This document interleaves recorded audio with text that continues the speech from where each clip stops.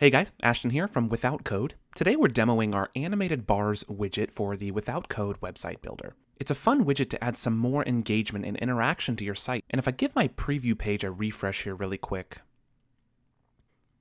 we can see our bars animating in like so, showcasing our various categories at different levels, all fully customizable in the widget settings. This would be great for things like skill bars on a portfolio site. You could use it to show attributes of a product or really any other type of data that you can think of. The simplicity of the widget is great in that although you're always working with horizontal bars, you can set any individual labels for each bar, you can add other visual differentiators like stripes to the bars, and the placement of the labels can be set to be at the beginning or the end of the bar, inside or outside, and furthermore, the end label can even be used to determine the value that the bars represent, like a percentage perhaps. So let's jump over to the Without Code website builder. We've got our electrician theme up today, and I've cleared out a little services section down here on the home page for us to work with and incorporate our bars as a list of services or features. Now this theme has a different setup for services that has a beautiful looking grid of services with icons and descriptions, but as with all of our themes, they're fully customizable, so this is a great opportunity to showcase a different way we can approach it. Let's go into our widgets library, and we'll snag our animated bars widget from the basics section, and we'll drop it onto the page underneath our services header. Perfect. Into our settings panel. We've got our unique ID first, so just give that a name of something unique on the page. And just beneath that, we have our list of bar labels done here by list items. So let's click into the first one. For each bar label, you'll have this flyout panel for customization options for said label. So first we enter the label name. So since we're doing a list of services for the electrician site, let's start with new installs. Next, we determine the percentage of the bar in relation to the width of the widget. So let's go with something like 85. Next, we have an end label, which is a great place to put the actual percentage value or any value that your bars represent.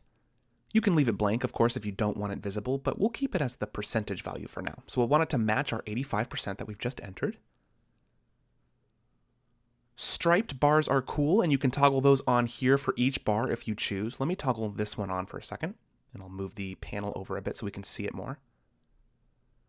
It simply adds some striping effects on the bar so that it pops out a bit more. And this will depend on the color scheme and visual settings of the widget, but it's here if desired. So I can toggle this back off.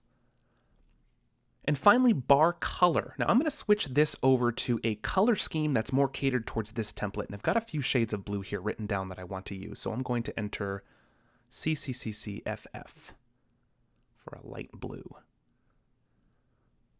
Great, let's jump into our second bar label. Let's make this service troubleshooting. And we can do, say, 75% for this one. And for color, I've got 9999FF. Kind of got a blue color scheme going on here as they get progressively darker.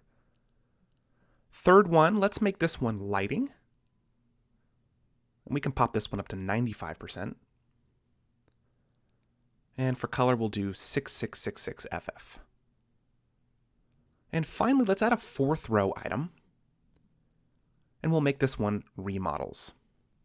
And we'll go with 90%, and I've got my color at 3333FF. Great, now let's pop out of the settings panel really quick, and let's get the placement and positioning of this thing the way that we want it. So first I'm going to open my row settings, and we're going to add a background image. I've already got one in my image picker, so I'll just select that to fill the row. There we go. And we'll make sure that pinning is at the far right so that's not cutting our image off. Great. Finally, let's go to the widget container as a whole, and we'll drop the sizing down of it so that it's not spanning the entire row. It's okay for our row to stay set at full bleed, but we just want to size this down to maybe around half of the width of the page. There we go. Okay, it's already starting to look pretty good, but we still have a few styling settings we'll want to tweak, so let's jump right back into the settings panel of the widget and see what other options we have available here.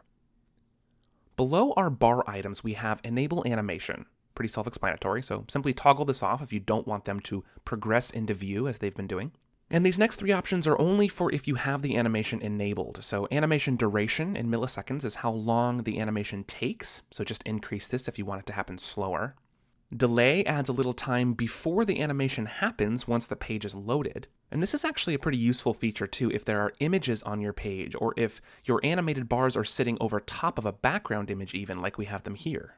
These bars will usually load very quickly in the browser and could perhaps beat your image, so adding a delay could be a useful way to prevent the bars from animating prior to the full page load completion. And then finally you have your easing style here with several options available in a dropdown. Now let's jump on over to that design section of the widget really quick. We've got a lot more options over here to control the bar's appearance, so starting with the bar background color. Now you can of course set this to be anything you want, and this controls the darker gray space that we're seeing now in the unfilled section of the bars. But it's also important to note that this can be also set to be transparent, so let's go ahead and do that now. And it actually provides a slightly different look for the entire widget, so now the bars can represent more arbitrary values instead of a percentage of filled space, if you will. So definitely keep that in mind. And finally for this section we've got bar height, which you can increase to make them thicker. We've also got rounded corners, which do just that. I like where I have them now at 5 pixels, just a slight curvature on the corners. And finally, margin between bars, so simply increase this to space them out more. So next up is label position, and right now we can see them set to inside bar, but you can also switch this to outside bar, and if we do that, the editor will give a quick process, and we can see it changes up our view even more, but allowing the labels to precede the bars completely. Let's go ahead and leave it back to inside bar for this example. Left label margin, only applicable when the labels are inside, but simply increase this if you want to add more space between the edge of the left side of the widget and the labels themselves. Next up is our label text styling. Now we can leave this set on Montserrat, but let's switch it to bold. And we'll give it all a left alignment so it's more uniform. And now that we've done that, I'm seeing we may want to add a little bit of left margin spacing. So let me bump this setting up to 50. Cool. Finally, scrolling down to our bar and label text styling. Same thing, let me give this some bold. Then lastly, of course, we've got our standard spacing settings in case you need to make adjustments there. But everything's looking great. Let's give this a preview. Beautiful.